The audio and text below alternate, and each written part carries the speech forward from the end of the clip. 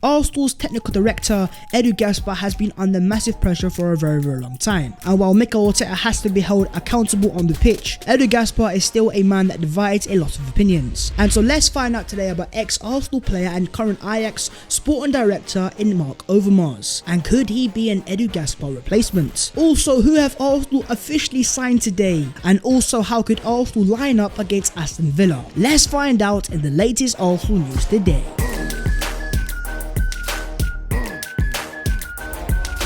Yo, what's going on, guys? My name is Baz14. You man asked for the energy, so the energy is back again today. Make sure to go down there and smash a like on the video, and while you guys are down there, please also do consider subscribing to the boys channel, because as you mandem know, road to 70k is still well underway. But getting into the Arsenal news today, and starting off with Marc Overmars. Marc Overmars, of course, an ex-Arsenal player. Is he an Arsenal legend? Well, he's an Arsenal cult hero regardless. But in terms of ex-Arsenal players, Arsenal's current technical director, Edu Gaspar, also was an Arsenal player. In fact, he was an Arsenal invincible. A lot of Arsenal fans are still yet to be convinced fully by Edu Gaspar, and it's not just players incoming but also player sales. Arsenal really didn't sell any players last summer whatsoever. As a wise man once said, is it time to go for Mr. Edu Gaspar? As per, let me know your own thoughts on that down below in the comments. But putting Mr. Gaspar to one side, what about Marc Overmars? Well, according to Dutch source today, The Telegraph, they claim that Newcastle United are lining up a move for Arsenal legend Marc Overmars as their new technical director. Now, as you guys are aware right now, Newcastle have the brand new owners. They have got the money, and they want Marc Overmars to become their new sporting director to get the transfers and sort out their club. And so if you think about the amount of money these Newcastle owners have and what they want to do at Newcastle United, the fact that these guys want to entrust their money into Marc Overmars just goes to show how highly rated Marc Overmars is in the current technical director market. But would Marc Overmars be open to going to Newcastle in the first place? Well, according to ex-Ajax player Rafael van der Vaart, on Marc Overmars' links to Newcastle, he says he's doing so well that everyone wants him. Maybe it's a nice challenge at Newcastle United, but I think he would actually rather go to Arsenal. He has more of a connection with that, but I don't think he's going to do this. So Rafael van der Vaart, also ex of Nando's FC, has confirmed that Marc Overmars is more than open to coming to Arsenal, but it's more on Arsenal and are they going to approach Overmars, and first things first, are they even going to sack Edu Gaspar? For me, in terms of Edu Gaspar right now, I don't think his job is safe, like Mikel Arteta, and if Arteta was to get sacked, I think it would be likewise with Edu Gaspar. We can't forget that these two are almost the heads of the process, so if one of the process goes, the other one has to go as well. And so let's just say Arsenal were to make wholesale changes, I think Arsenal would then approach Marc Overmars as a potential option, very high on Arsenal's list. So let's talk about the players that he signed during his time at the club. In January 2015, Overmars signed Andre Onana for a fee of just €200,000 from Barcelona. And even though he could be leaving on a free, as you guys are aware, Onana is a top goalkeeper who your boy was advocating for after the sign back in the summer transfer window. Following into August 2015, he also signed a certain Frankie de Jong for a fee of just €1. Not €1 million, not even €1,000, not even €100, just one single euro brought Frankie de Jong, and right now he's balling out of Barcelona, and Ajax sold him for a fee of £65+ million. Once again showing this guy has an eye for talent in the young players. And in June 2018, Overmars acquired the services of Dusan Tadic from Southampton for a fee of €11.4 million. Tadic was a really hit and miss player during his time in the Premier League, but he's gone to Ajax and he's become a star in the Eredivisie but also in the Champions League. And once again showing that Overmars has the eye for players that might not be rated but have points to prove. So overall, it does look like Marc Overmars is a shrewd dealer in the transfer market, signing players on cheap transfers and selling them on to massive money. And so let's just say Arsenal were to entrust him with their millions and millions of pounds, maybe he can make even better signings. And Edu Gaspar is still at the Arsenal technical director, but all your boy is going to do is simply ask you guys a cheeky little question. If it came down to you guys, would you sack Edu Gaspar and potentially replace him with Ajax and ex-Arsenal player Marc Overmars? Me personally, you know what, Edu, I appreciate your services, but Marc Overmars is looking very tempting. Moving on, Arsenal have signed Zayn Ali Salman, now 5 years old, becoming the youngest ever recruit at the club after signing up for Arsenal's pre-academy development centre aged just 4. Breaking Breaking news, Arsenal have signed a 5-year-old, but this isn't just any 5-year-old. According to the Mail, Salman has only just finished nursery and plays with kids twice his age, and his viral video on Instagram has drawn comparisons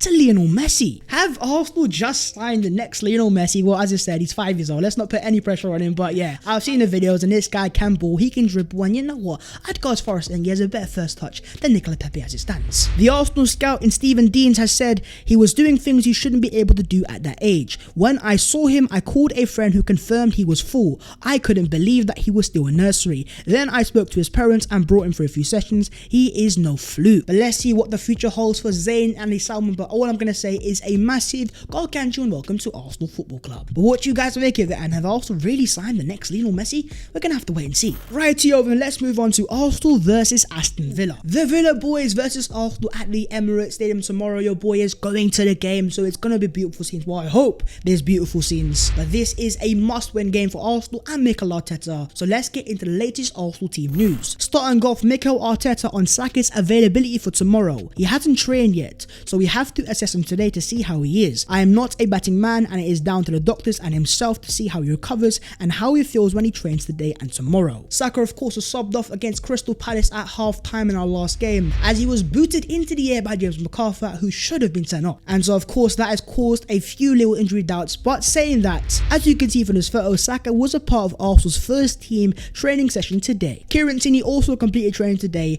and Arsenal once again have a fully fit squad bar Granit Xhaka going into the game tomorrow. So now that's the Arsenal news there. What about the Aston Villa news? Well, according to Greg Evans of The Athletic, Matty Cash is fit, Bailey and Traore are also available, but the likes of Davis and Trezeguet are both out. Traore, Leon Bailey, Matty Cash, these are massive players for Aston Villa, and these players could cause Arsenal massive issues. But in terms of Arsenal, Mikel Arteta, how exactly is he going to line up?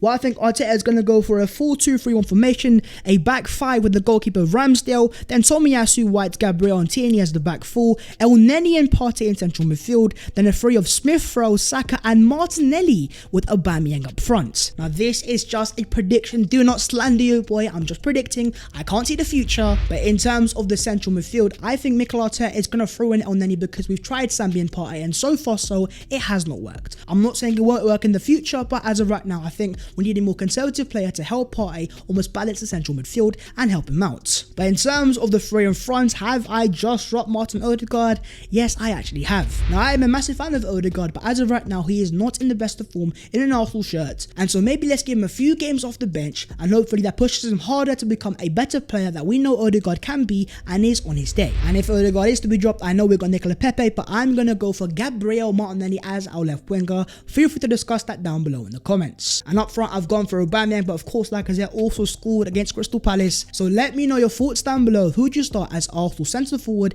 Pierre-Emerick Aubameyang or Alexandre Lacazette? Mikel Arteta says if we play the 4-3-3 the way we played for the first 20 minutes, we win the games. But if we start to play the way we played the following 20 minutes, it doesn't work, because again that is a transition game and we don't have the players to do that when we play in that formation. And so Arteta has confirmed that the Arsenal as it stands are not ready for the 4-3-3, and that's why I've gone back to the 4-2-3-1. Mikel Arteta on the Aston Villa manager Dean Smith, he says he's building a team and a club with different ambitions, and credit to him and the owners obviously for giving him the time and the credit to do that. He's doing a really good job. So far in his Arsenal career, Mikel Arteta has even yet to get a single point against Dean Smith. Dean Smith so far has had Arteta's number. But in terms of going into this game, I think Arsenal have the quality. We're also at home, but I'm also wary of Aston Villa because they do have quite a few decent players, and one being in particular a certain Argentine playmaker and Emiliano Buendia. That guy there also plays for Aston Villa. But regardless, hopefully Arsenal secure the win, and your boy is also going to be at the game, so watch out for the matchday vlog. But do let me know your own thoughts on what is your Arsenal versus Aston Villa matchday predictions. Okay, then moving on to the other Arsenal news today.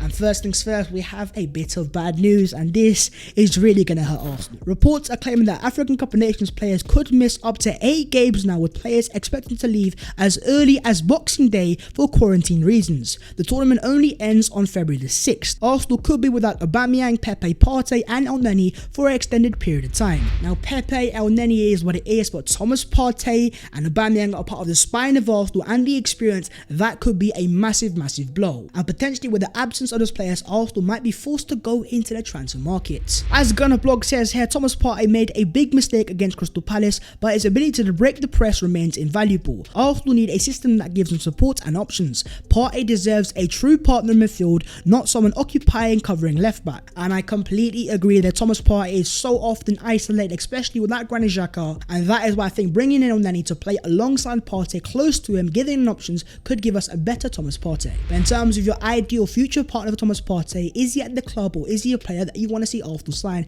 If so, who is the Donny? Arsenal duo William Saliba and Matteo Guendouzi, both on loan at Marseille, have been named in the League Team of the Week. Now in terms of Matteo Guendouzi, I don't really care about it because he's not going to come back to Arsenal. But in terms of William Saliba, talk to me about him. Once again impressing and showing to Arsenal and the Arsenal board and the Arsenal managers he is good enough to play for Arsenal Football Club. And so hopefully he's back at Arsenal playing for us in our shirt next season. Ben White, Gabriel Magalhaes and William Saliba, that my friends is beautiful scenes. And finally, Thierry Henry on if he thinks Arsenal will qualify for Europe, including the Europa Conference League this season, not with what I recently saw. So Thierry Henry is once again voicing his concerns about Arsenal and their current team, and you know what, I fully agree. But at the same time, I think Arsenal's team and squad has enough quality to certainly get into Europe, Europa League, Conference League, Champions League. Let's not go that far right now. But it all goes back down to the Arsenal manager Mikel Arteta, and is he even going to be it? But as of right now, if I was to ask you guys the question, where do you guys think Arsenal will finish come the end of the current season? And do you agree with the Arsenal GOAT Thierry Henry? But that is the video there and there. If you guys have enjoyed, make sure to go down there and smash a like on the video, and also do subscribe to your boy's channel if you guys are new. If you want to follow your boy on them social medias, then the links will be down below in the description. But that was the latest Arsenal news today. Tomorrow back at the Emirates Stadium matchday vlog setting, so stay tuned and I will see you guys later in a bit.